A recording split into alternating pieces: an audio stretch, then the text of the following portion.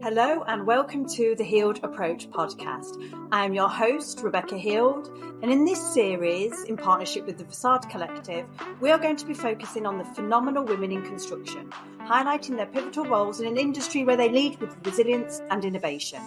This is a celebration of their achievements and a call to action for true equity in traditionally male-dominated fields. Join us as we uncover the stories of these inspiring women, the challenges they've overcome and the transformative impact they're making. With every story shared, we're constructing a future where everyone has the foundation to build their dreams. Let's embark on this revolutionary journey together. Hello and welcome to another episode of the Healed Approach podcast. Today I have Rachael Bell as my special guest. Thank you so much for being here today, Rachael. Yeah, thank you for the invite. Rachael came highly recommended, so I reached out to her and asked her to come onto the podcast, and I'm so pleased I did. I'm not sure we're going to fit everything I want to talk about into the space that we've got, but let's give it a go. So Rachael is an architect and director of partnerships at Stride Trailblazing, a highly motivated and enthusiastic professional with over 20 years in the construction sector. Rachael leads the winning work team at Stride Trailblazing, believing in positive client relationships to help overcome those project hurdles, as well as a continued pipeline of work. Beyond her day job, Rachael supports numerous initiatives encouraging a more inclusive construction industry for the future. She's a mentor through the Circle Partnership, a director for Women in Property Limited, a patron for Land Aid, and is involved in many industry awards judging. In the last 5 years, Rachael has travelled 3 times to lead a women empowerment trip to Malawi. Her mantra is stand tall. So quite the trailblazer. And I know that when we spoke initially, we spoke about your trips, what you've organised to Malawi, and I want to get into that. But before I do, I'm interested in the client relationship side of things. And because I know you're a B Corp business. Yeah. You know, and I think B Corp is something that's great. And I think more of us should be striving to look at that. Not easy, but can you tell us kind of what you're doing around that? Any good practice that you can share with other people that are listening? Of course. Shall I just give a little bit of background if no one is aware of what B Corp is? That would be amazing. Yeah, and just around the process, as you alluded to, it can take some time, and actually with the increased interest in becoming a B Corp or B certified business, it takes even longer now. So it's a certification to demonstrate that businesses are balancing profit and sustainability. So across all of the ESG agenda, you go through a long certification process which covers 5 pillars. There's loads of information online and loads of different businesses that probably people will recognize as being a B Corp business in food and beverage, innocent drinks, Davines hair products, Brewdog, lots of different products that probably are in every day. But from a professional services opportunity or business, we were looking at it in 2020, and we became employee owned, importantly, in 2015. And this felt like a very natural step. The B Corp process and the B Corp certification isn't just a one-off. You have to recertify every 3 years. So it's all about that continual improvement across these 5 pillars, which cover things from finance and governance to the employees in the business, to obviously the customers and the clients that you're working with, to general sustainability around the business and the premises that you work within. So it took us 6 months to certify, and we're just going through our recertification at the moment. And part of that, you have to deliver an impact report each year. And so you were asking about the client sort of feedback process that we've done, which is part of one of the pillars that I look after, which is around our customers and our clients. And so it's seeking feedback across each stage of a project that we're involved in, understanding how we're doing, right from, say, like within 6 weeks of being appointed, just to check in and say, is everything okay? Do you know who to reach out to if there's an issue? Do you know how we're processing our invoicing? All of those kind of things. through a detailed sort of stage as a project develops, and then at the end, which will probably be much more of a normal thing that everyone would do, is a check-in at the end or a kind of summary. But during a project, trying to pick up on those little bugbears that happen along the way and try and fix them so that you have a happy team and everyone kind of moving in the right direction. So most importantly, it's not just put in a drawer. It's not just kind of taken and then forgotten about. You actually act on that feedback, and that helps evolve and improve processes and people working in future projects as well. I guess communication is key to that, right? Yeah.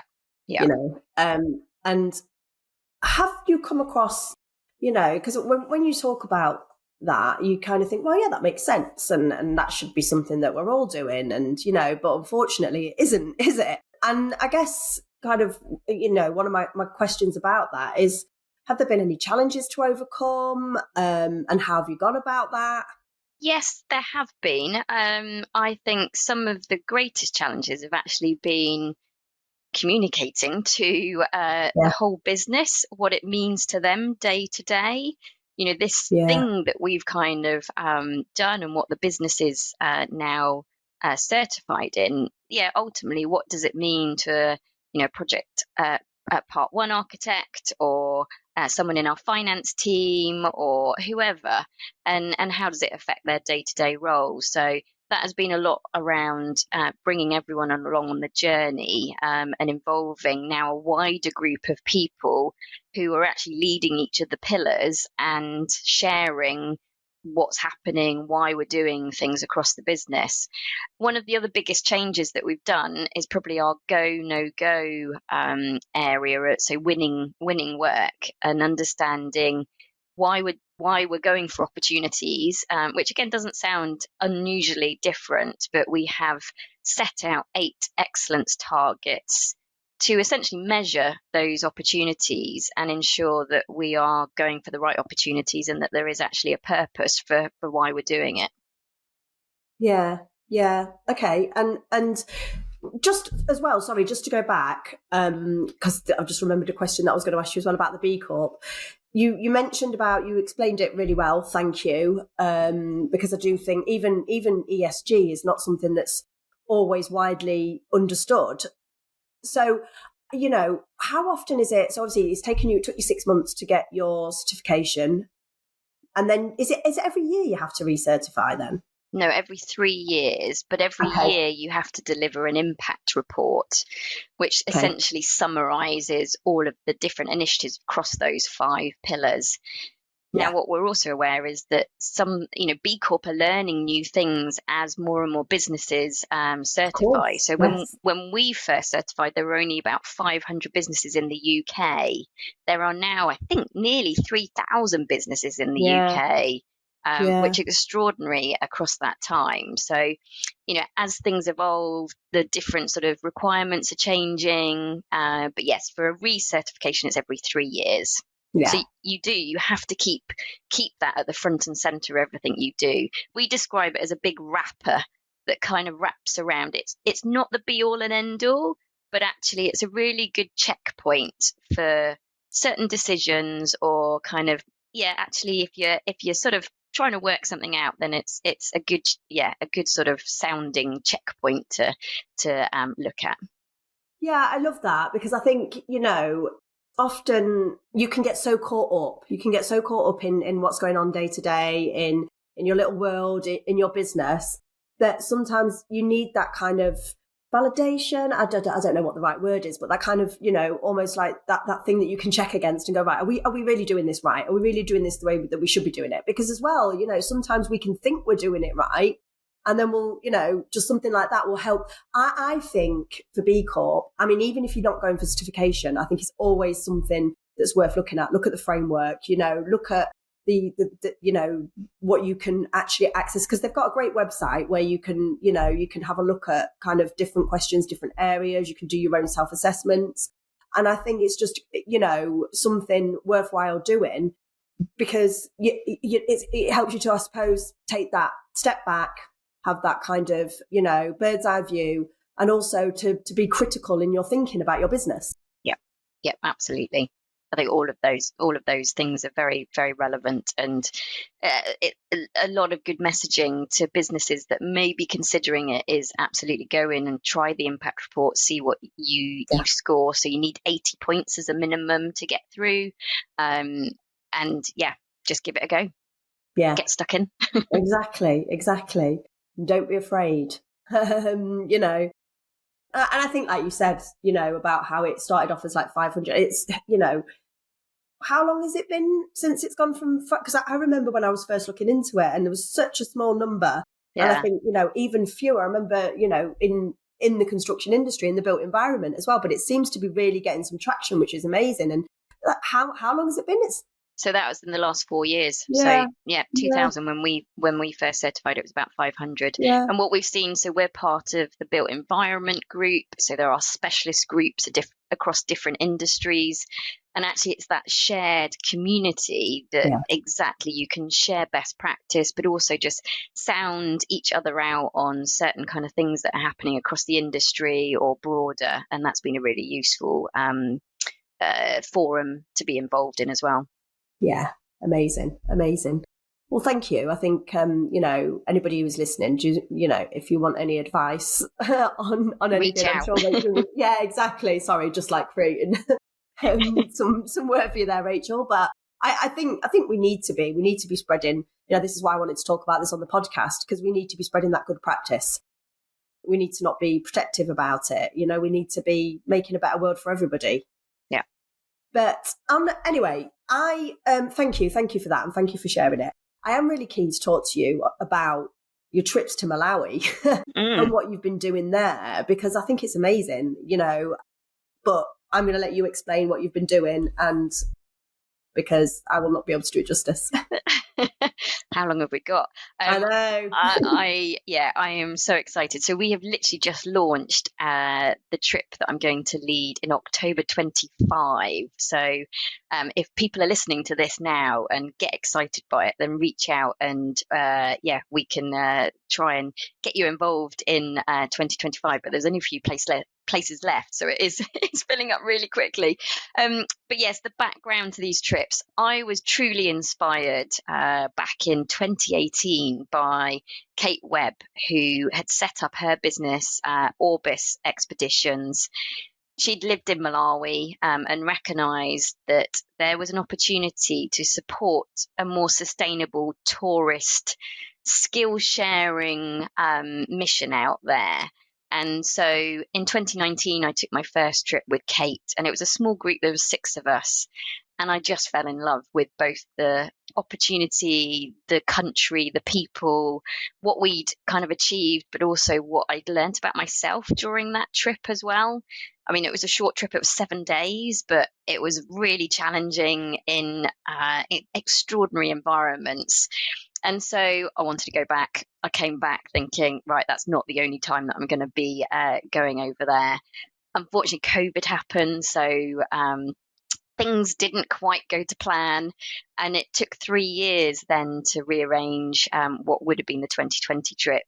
So in 2023, I led a trip out there with a group of 10 women. And then I was really lucky again in April this year to lead a group with 9 women.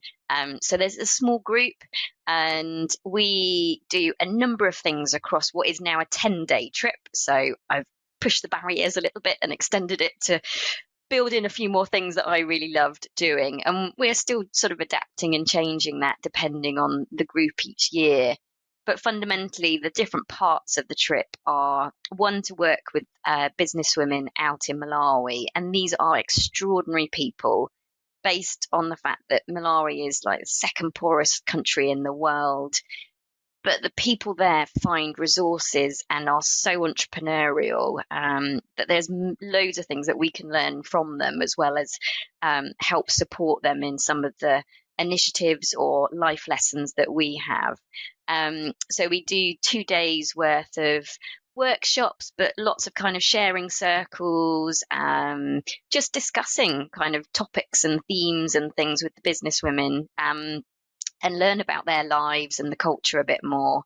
We then go on to Mount Malanje, which is a massive mountain in Malawi. And when Kate and I came back from our first trip, we kind of had this idea that we'd just do a 7-day hiking trip across the mountain, which we thought was ideal for us too, but maybe not many other people. So we still do like a day hike up to a mountain hut, stay in the mountain hut, and experience the dark skies in Malawi with extraordinary night skies.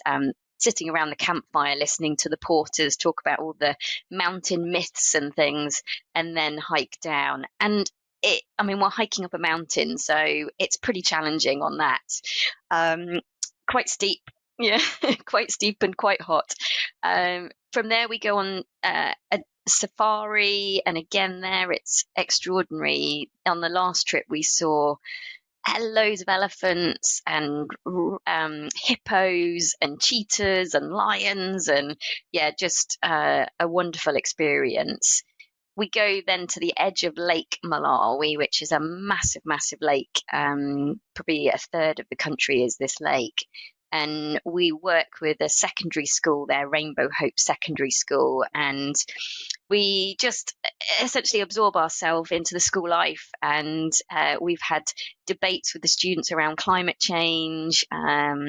We've worked with them on developing some logos and marketing for the water that they're now extracting from a well that they've drilled at the school, and loads of other incredible things. The first year I was there, we were flying paper aeroplanes and understanding the different technologies of like sculpting the aeroplanes and changing kind of the wing sizes and wingspans and stuff.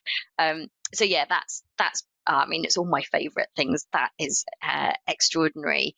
And then we head off onto Lake Malawi and absorb, essentially, take in the previous sort of 7 or so days. And it's a bit of time for yourself to relax and chill on this island on Lake Malawi and go snorkeling and just kind of think about what you've achieved in the last kind of few days in the country. So it's an extraordinary trip. Sounds amazing. Sounds absolutely amazing. Anybody who could have that experience, I think it must be life-changing. Yeah, you kind of find that a lot of the women that travel actually are at sort of pivotal points in their lives that they just want to give something back to themselves. That either they've had, children leave, grow up, or they've had, a serious health issue, or they've just divorced, or whatever it might be.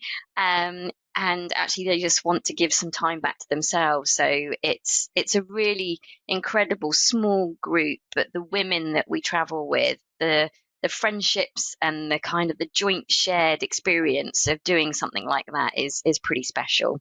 Yeah, absolutely. And like you say, it's usually something that kind of triggers that kind of wanting to do that thing. But it would be great to get obviously younger women involved as well. Yeah. Imagine if you, go on, sorry.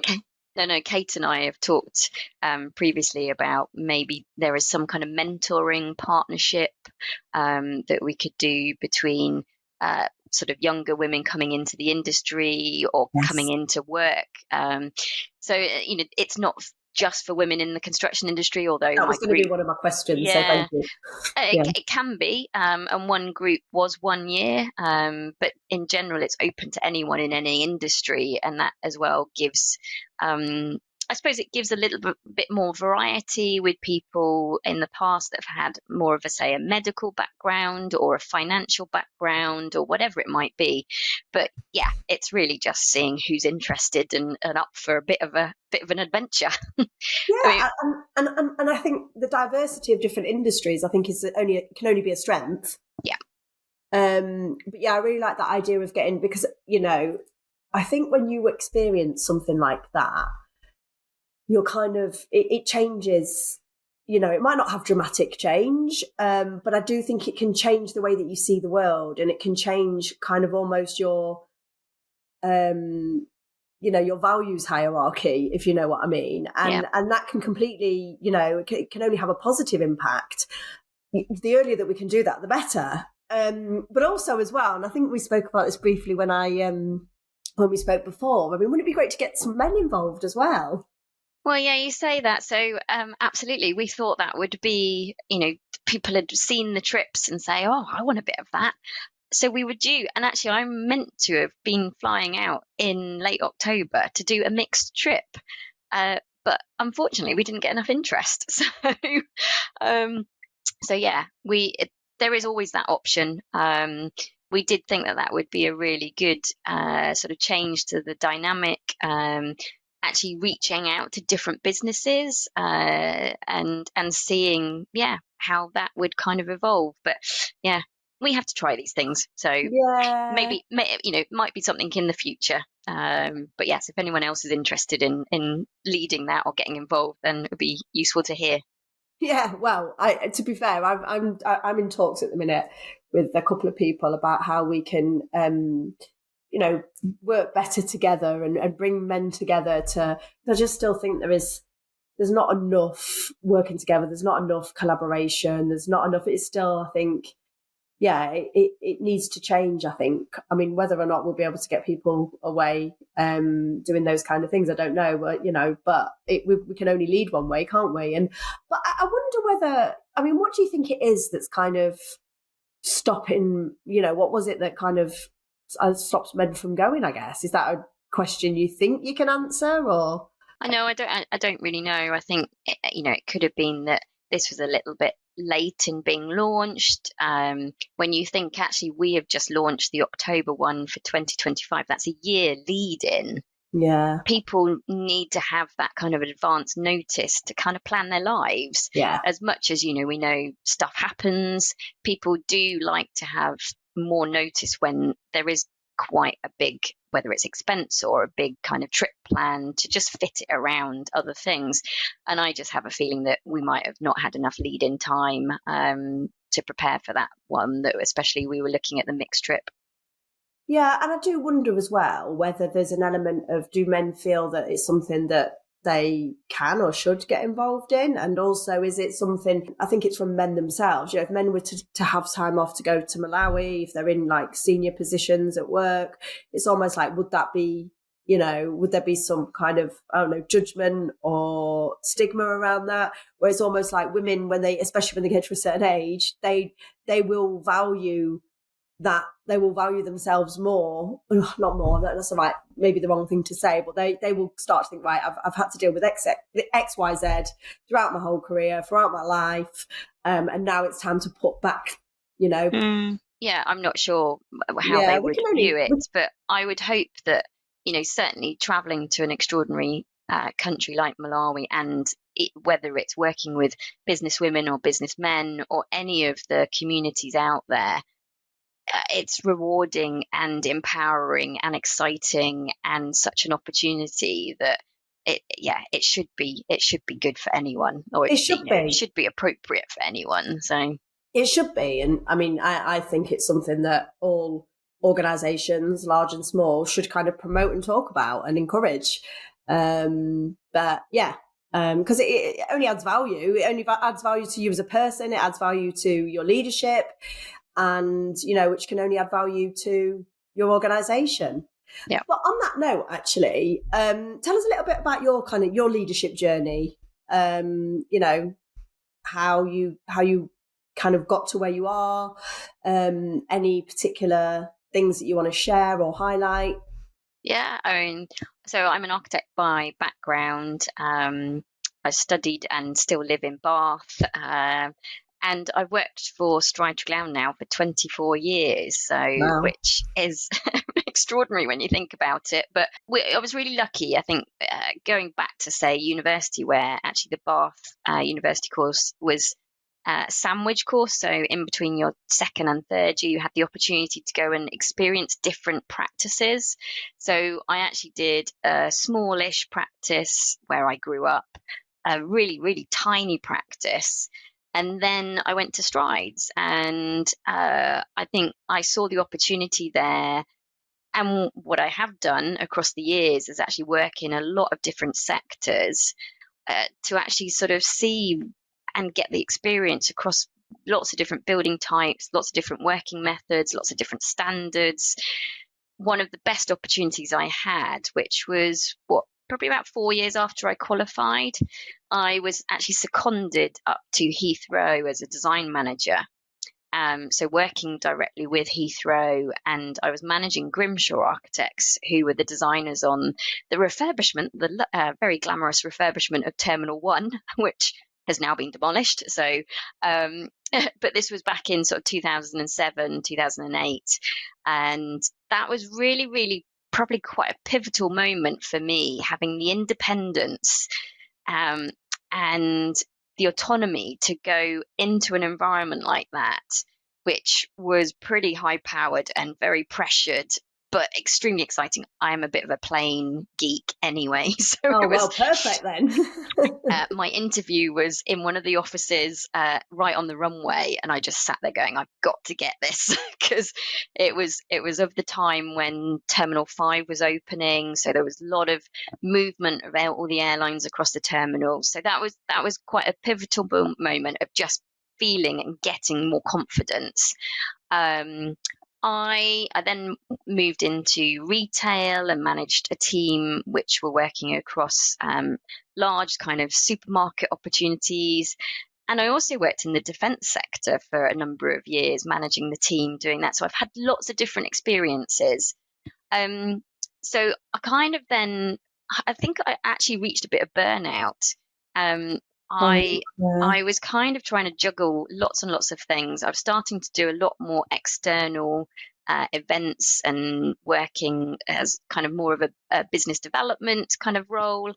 And it was quite hard to balance project work and that. And so I kind of put my hand up and just said, look, I see that there's an opportunity in taking this role into more of a business development, more of that client liaison role. And I took that, developed the role into something that I enjoyed, but also thrived at. And I became a director for Stride Glam back in January 2020. Okay. Obviously, we know what happened a few months after that, which was a pretty testing, trying time, to say the least, as well as trying to get and understand your new role as a director. But yeah, it's frightening to think that that's almost 5 years now as a director. And I've loved it. So yeah, as you described right at the start, I'm director for the winning work team. So manage a team which are covering all the bids across the business, all the marketing, external comms, all the events that we do. And we love to do very different events as a business. And our graphics team. Give us an example. So what do we do? My mind's gone blank now. We have kind of hosted lots of different things. So, one of the ones that I spotted earlier this year was that Copper 71, which is a film around ladies football, was launching on International Women's Day. And I kind of thought, wouldn't that be an incredible event to host all of our clients and collaborators at a cinema and just play the film? So we did that with 2 weeks' notice. Brilliant. And we got that off the ground, and it was a really amazing evening and such an inspiring film. So if anyone hasn't seen that, it's the highest grossing attendance for a women's sporting event back in 1971, and no one knows about it. And so I highly recommend people to look that up. And yeah, just I think LinkedIn posts coming. Yeah. So yeah, absolutely. It was a really good film, and I think I just challenged the stereotype industry events that happen. We set up through Women in Property a walking challenge, and that's across 2 weeks. It's kind of step into summer. so on the summer solstice, and we've had 86 teams take part more Wow. recently. So each team is of 4 people, and they walk, and it's so through an app you use all your steps, but you're actually walking, and you virtually walk around these routes in the world. So everyone collates all of their steps together, and that just again very competitive. Incredibly competitive, but just kind of gets people outdoors and a bit more networking, talking with people and networking whilst you're walking, just those types of things which are much more healthy than being sat maybe in a pub or everything based around food and drink. So yeah, I mean, I love that, because I think this is something, this is one of the barriers I think that can hold women back, is that they don't want to be, or they can't necessarily take part in a lot of the social events, but that men traditionally have, and that can really hold them back in their careers. Because as we all know, it's at those events where you get, you end up meeting a lot of people, you end up with, lots of opportunities on the table. So I think we need to be, I mean, I love that. I'm so pleased that I asked you, because I think we need to be looking at how we can do events differently so that we can be more inclusive. Yeah, absolutely. And not just like I said, from the social aspect, because people, it's the opportunities that are created through it. Yeah. It shouldn't just be about drinks on a Friday in the pub, or golf days. The times have changed. Yeah. Although I am a golfer as well, so I do enjoy a golf day. Yeah, that's cool. I quite like golf, but I've not played it very often. Yeah. Well, but that's the other thing that we've been doing. So over the last 10 years, we've set up a whole sort of golf academy, essentially, for women in the construction industry. Excellent. And we've had about 100 women go through golf lessons. And now, this is exactly what we wanted 10 years ago, was that I turn up to a golf day and I'm not the only female there. There are more and more women interested in finding that actually they love it as well. And there's an opportunity to get involved. So. Well, I love what you said about, like, you've put women through the lessons, because I think that's the biggest thing, isn't it? Like, you don't want to turn up. It's not something that traditionally women, maybe have got experience with. And so if you do, I mean, if there were a golf day came up and I knew I could play golf, I'd be right on it. The only thing that puts me off is the fact I've never really played it. And I enjoyed it when I have, but what you find is that men turn up to golf days having not played before and just rock up, and they're not bothered about it. Well, this is true. This is absolutely true. I did rock up to a cricket event not long ago and played, and I've never played cricket before. Brilliant. But why not? I was the only woman, I think, on my team, and I think that there was like a handful of women amongst all of those men that played, because there's lots of women that turned up that wouldn't play, and I thought, no, I'm going to just do it. So it's a two-way thing, isn't it? We need to create the opportunities, but also as women, we need to sometimes challenge our own, unconscious bias and what have you. But yeah, that's amazing. This has been brilliant. I think there's so much good stuff that you're doing. And one last question, like the 84 teams, were they across the UK, or? They were across the UK and mixed teams. So this is open to everyone. It's 2 weeks, get outside, walk as many steps as possible. And it is incredible to see how well teams do. So it's particularly a walking challenge. People are always asking, well, if I'm cycling or running or cycling more, why can't I put my cycles in? It's about walking and walking together, or walking kind of around. So it was a friend of mine who, through Women in Property, has been a really great ally, Jo Williams. We had met up during COVID and really enjoyed our walks together, and we just thought, we get a lot from this, surely other people would as well. It's been something that we've run for a number of years now, and seems to kind of really sort of ring a kind of a consistent kind of love of just joining together and getting some good fresh air. So. I've always wanted to do something in the peaks, like get loads of people in the peaks and do something, but but that does mean people getting together, but why not? Thank you so much. Thank you so much for your time, Rachel. And I know you're heading off on a retreat this weekend, which I think is amazing as well. I'm going to be looking up some of those places that you told me. But can you let people know where it is that they can find you? Of course. So I'm on LinkedIn, Rachael Bell. You should be able to find me quite easily at Stride to Clown. I'm on Instagram, Rachael J _Bell. And yeah, those are the two best places to find me, or go to the Stride to Clown website and you'll find me on there as well. Excellent. Thank you so much. And thank you so much for sharing all of the positive, amazing things that you're doing, and keep doing it. And anybody who's listening, please make sure that you do go and pick Rachel's brains if you need to, and also check out what she's doing. And particularly if you're interested in going to Malawi, and also please make sure that you do leave us a 5-star review, and that you can share this episode for us so we can reach as many people as possible. But for now, that's everything from us today, and I look forward to seeing you here next time. Thanks again, Rachael. Brilliant. Thanks, Rebecca. And that's a wrap. Thank you so much for joining us in celebrating the trailblazing women in construction.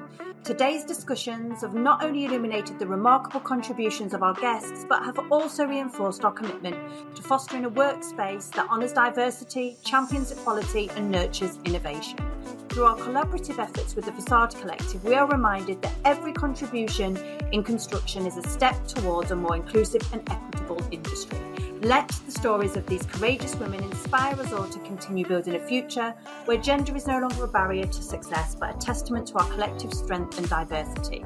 Until next time, let's keep pushing boundaries, breaking barriers, and leading the charge towards a more equitable and inclusive world.